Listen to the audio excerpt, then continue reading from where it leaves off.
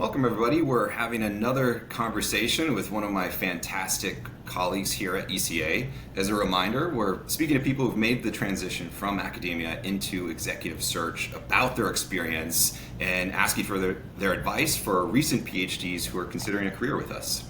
So for those who don't know us yet, ECA Partners is an executive search firm. We specialize in C-suite and senior leadership roles across industries.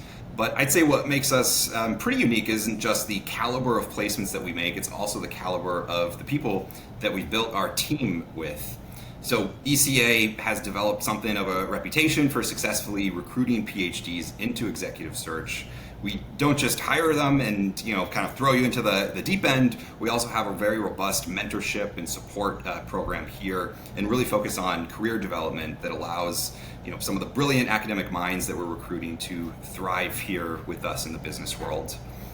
Many of our former PhD recruits now hold senior leadership positions with our firm. So if you're considering making this transition, you're probably wrestling like I did and some of my colleagues did with some of the big questions about what success outside of the academia,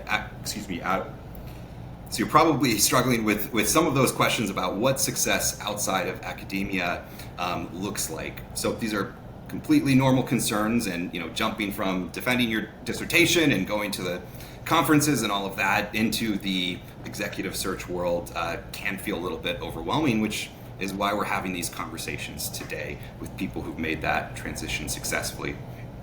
So with me here today is one of my colleagues, Tony Topoleski. Tony's a senior director here at ECA and one of our finance practice leads. So Tony, thanks for being here with us today. Thought maybe you could start off by telling us a little bit about yourself, your academic career, and why you ended up deciding to join ECA. Sure, yeah, happy to. So a little about me. I have a PhD in Russian literature and philosophy. Bit of both there. 20th century scholar, so a lot of what I studied was poetry in context, primarily of the decline of the Soviet Union. So a lot of what I did was intellectual history of that time period.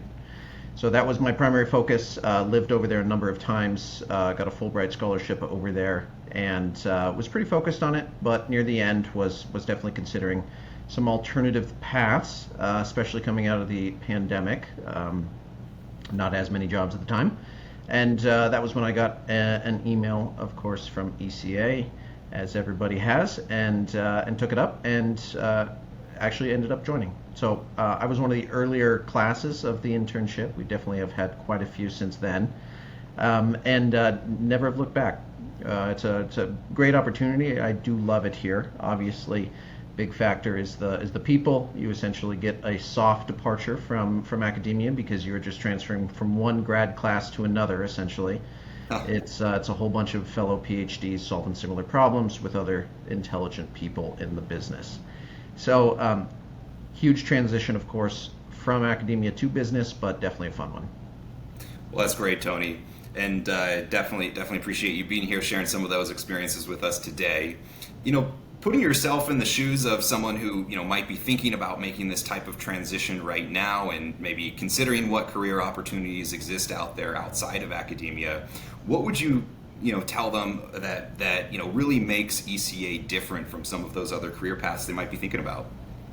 Yeah, I mean, biggest factor is you come in as a manager. You're already coming in at a middle level, and so you immediately get to start to manage, to own your own projects. You're trained quickly. You're given the mentorship to be able to get there, but nevertheless, you're coming in at a position where you have some degree of authority and autonomy within the business. So you are able to make a pretty direct impact pretty immediately, and the path for climbing up from that middle position can be rapid. It's not an easy climb to move very quickly through the business, but you can. And so coming in with a definite career path where you have the ability to climb and learn constantly, take various degrees of ownership over new projects which are constantly changing. So you're always excited. It's not a 2-year life cycle like dissertation. It's a couple months with a daily, weekly hourly cadence. And so the excitement is there, the energy is there, and there's a lot of interesting problems and things to deal with, and you get to meet and talk to a lot of smart people and make a lot of decisions. So it's pretty impactful pretty quickly. And I know that even since I've been here over the last year, we've been growing quite a bit and continue to bring on new people. So, for this continued, path of growth, what are you thinking about in terms of some of the most exciting opportunities that you see there on the horizon for new project managers? Yeah, sure. A lot of the stuff that I would say that's exciting about the firm might not be as pertinent right now to someone who's not familiar with the business language, like moving from into the middle market, which is probably not as well known. But essentially, what that means is we're moving into exciting big companies, more challenging roles, much more serious roles, where we have the ability to make like really big impact on big companies, and so there's knockdown effects with that. So you have the ability to learn and speak with very bright people, with some of the leaders of major companies across the country. And so the opportunities to learn are even faster oftentimes.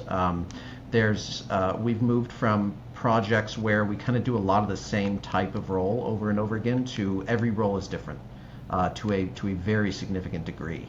So the opportunity to learn a ton of information about a new part of the economy, a new part of business, a new part of a given business is much more acute, and so you have the ability to really take on a lot more information and types of projects, and you also have the opportunity to specialize. It's definitely good to stay a generalist for a while. Again, this is probably kind of unique language here, but you get to work on a ton of different projects, and then you get to get very good at a couple things, and people will very, very much respect those that do. That is very exciting.